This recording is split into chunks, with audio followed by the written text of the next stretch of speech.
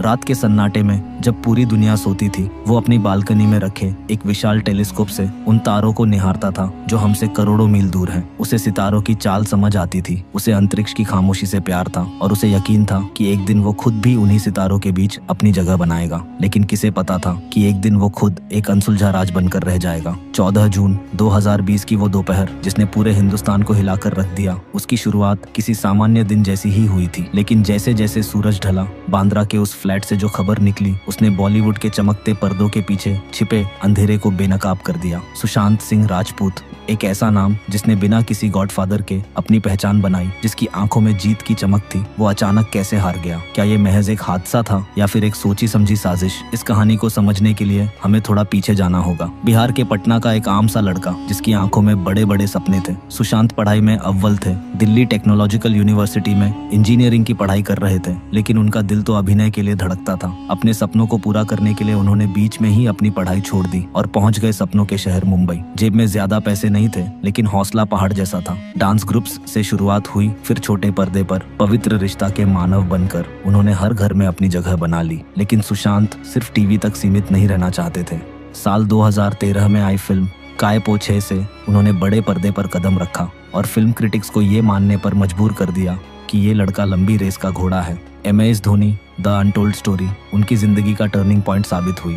उन्होंने सिर्फ धोनी का किरदार नहीं निभाया, बल्कि वो पर्दे पर धोनी ही बन गए। सफलता उनके कदम चूम रही थी। छिछोरे जैसी फिल्म ने 100 करोड़ का आंकड़ा पार किया था, लेकिन इसी चमक धमक के पीछे कुछ ऐसा पक रहा था जिसकी भनक शायद सुशांत को लग चुकी थी। अब वापस आते हैं 14 जून की उस सुबह पर। सुबह के 6:30 बज रहे थे। सुशांत अपने कमरे से बाहर आए। उन्होंने अपने कुक नीरज से ठंडा पानी और अनार का जूस मांगा। उस वक्त उनके चेहरे पर कोई तनाव नहीं था, वो बिल्कुल सामान्य दिख रहे थे।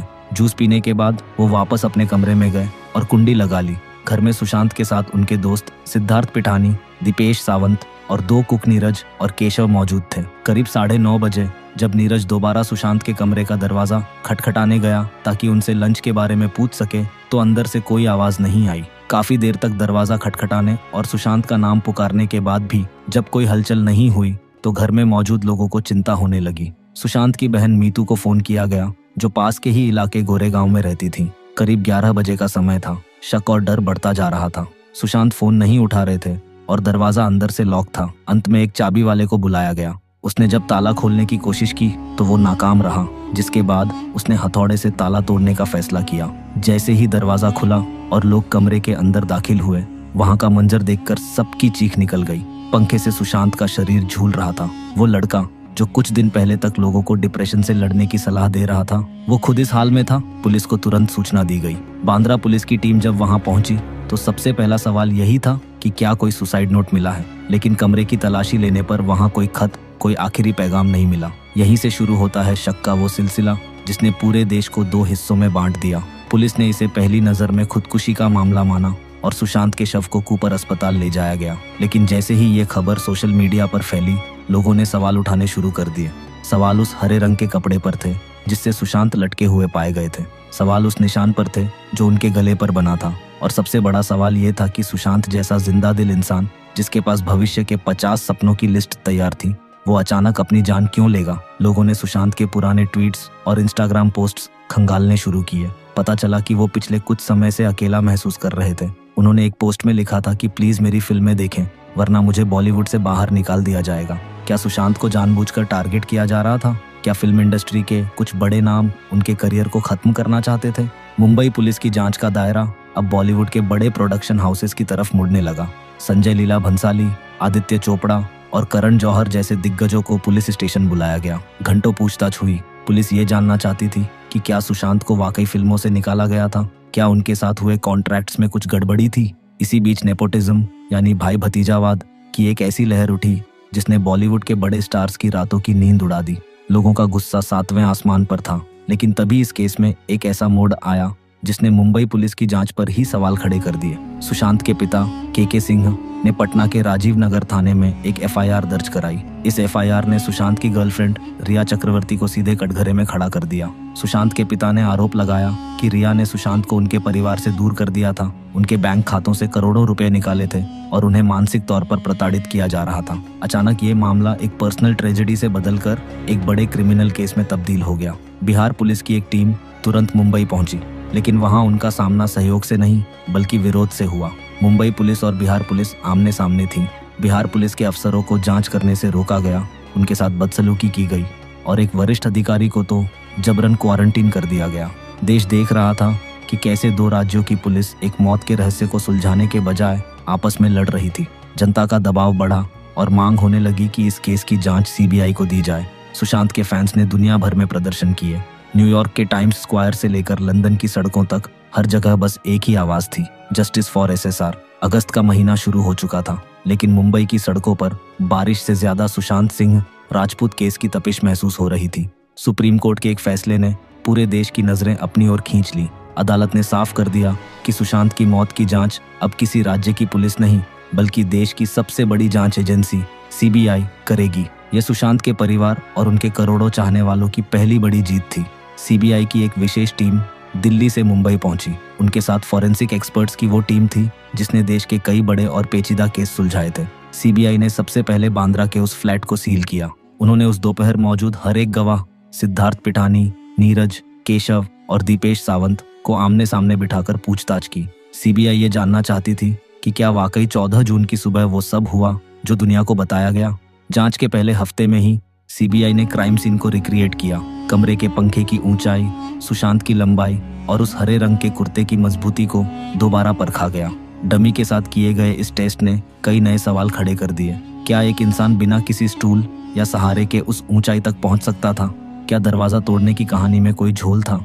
इसी दौरान प्रवर्तन निदेशालय यानी ईडी ने सुशांत के बैंक खातों की कुंडली खंगालनी शुरू की। 15 करोड़ रुपयों का वो आरोप जो सुशांत के पिता ने लगाया था, उसकी सच्चाई जानना जरूरी था। ईडी ने रिया चक्रवर्ती, उनके पिता और उनके भाई शौविक से घंटों तक उनके खर्चों और कमाई पर सवाल किए। हालांकि खातों में सीधे तौर पर करोड़ों की हेराफेरी के पक्के सबूत नहीं मिले, लेकिन रिया के फोन से जो डिलीटेड डेटा रिकवर हुआ उसने इस केस को एक ऐसी दिशा में मोड़ दिया जिसकी किसी ने कल्पना भी नहीं की थी।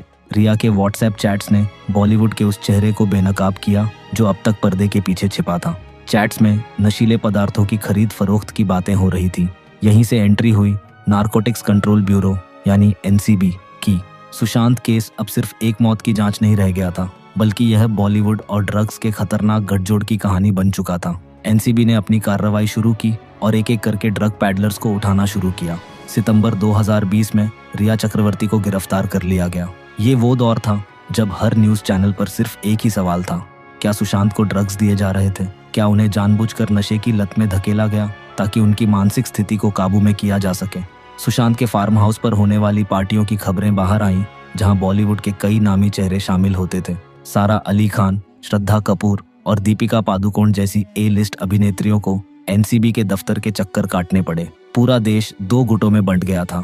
एक तरफ वो लोग थे जो मान रहे थे कि सुशांत की हत्या हुई है और दूसरी तरफ वो जो इसे मानसिक बीमारी और नशे का नतीजा बता रहे थे। सुशांत की ऑटोप्सी रिपोर्ट पर सवाल उठने लगे। कूपर अस्पताल के डॉक्टरों पर आरोप लगा कि उन्होंने जल्दबाजी में रिपोर्ट तैयार की और कई महत्वपूर्ण जानकारियां छिपा ली। इस विवाद को खत्म करने के लिए एम्स के डॉक्टरों की एक विशेष फॉरेंसिक टीम बनाई गई। डॉक्टर सुधीर गुप्ता की अगुवाई में इस टीम ने सुशांत के शरीर के नमूनों और विसरा की दोबारा जांच की। हफ्तों की मेहनत के बाद एम्स ने अपनी रिपोर्ट सीबीआई को सौंपी। रिपोर्ट के नतीजे चौंकाने वाले थे। एम्स ने हत्या की थ्योरी को पूरी तरह से नकार दिया और इसे हैंगिंग के कारण हुई मौत बताया। उन्होंने कहा कि सुशांत के शरीर पर चोट के कोई ऐसे निशान नहीं मिले जो संघर्ष की ओर इशारा करते हों। लेकिन क्या एम्स की रिपोर्ट ने इस गुत्थी को सुलझा दिया? शायद नहीं। सुशांत के परिवार ने इस रिपोर्ट को सिरे से खारिज कर दिया। उन्होंने सवाल उठाया कि अगर सुशांत ने खुदकुशी की तो वो कौन सी वजह थी जिसने उन्हें इस कदर मजबूर कर दिया? वो कौन से लोग थे जो उन्हें डरा रहे थे? जांच के दौरान ये भी सामने आया कि सुशांत अपनी मौत से कुछ दिन पहले अपनी पूर्व मैनेजर दिशा सालियान की मौत से काफी परेशान थे। दिशा की मौत सुशांत की मौत से ठीक 6 दिन पहले हुई थी। क्या इन दोनों मौतों के बीच कोई गहरा संबंध था? क्या सुशांत को किसी ऐसी बात का पता चल गया था जो उनकी जान के लिए खतरा बन गई थी? इन सवालों के जवाब आज भी अंधेरे में हैं। सीबीआई ने अपनी जांच जारी रखी, लेकिन समय के साथ खबरों की रफ्तार धीमी पड़ गई। रिया चक्रवर्ती को जमानत मिल गई और वो अपनी जिंदगी में आगे बढ़ गई। बॉलीवुड की फिल्में फिर से थिएटर्स में लगने लगी और चकाचौंध वापस लौट आई। लेकिन सुशांत सिंह राजपूत का वो अधूरा सपना, उनकी वो अधूरी डायरी आज भी न्याय का इंतजार कर रही है। सीबीआई ने अब तक इस केस में अपनी क्लोजर रिपोर्ट दाखिल नहीं की है। तकनीकी तौर पर यह केस आज भी एक्टिव है, यानी सीबीआई ने आधिकारिक तौर पर यह नहीं कहा है कि ये मामला बंद हो चुका है। ये पेंडिंग स्टेटस ही इस केस को आज भी जिंदा रखे हुए है। सुशांत की मौत ने भारतीय मीडिया के चरित्र को भी दुनिया के सामने रखा। प्राइवेसी की धज्जियां उड़ाई गई, बेडरूम की बातें सड़कों पर की गई और बिना किसी सबूत के लोगों को अपराधी घोषित कर दिया गया। सुशांत सिर्फ एक अभिनेता नहीं थे, वो एक विचारधारा थे। उन्होंने साबित किया था कि बिहार के एक छोटे से कमरे से निकलकर अंतरिक्ष के सितारों तक का सफर तय किया जा सकता है। लेकिन उनकी मौत ने यह भी सिखाया कि इस चमकती दुनिया में अकेलापन कितना गहरा हो सकता है। आज भी 14 जून की तारीख आते ही सोशल मीडिया पर जस्टिस फॉर एसएसआर के नारे गूंजते हैं। लोग आज भी उन गवाहों के बयानों को बारीकी से पढ़ते हैं, उन वीडियो फुटेज को देखते हैं और वो सच ढूंढने की कोशिश करते हैं जो फाइलों में कहीं दब गया है। क्या सुशांत को न्याय मिला? अगर ये खुदकुशी थी तो इसके पीछे के गुनहगार कौन थे? और अगर ये हत्या थी तो वो कातिल आज कहाँ है? ये सवाल आज भी बांद्रा के उस माउंट ब्लैंक अपार्टमेंट की दीवारों में कैद है।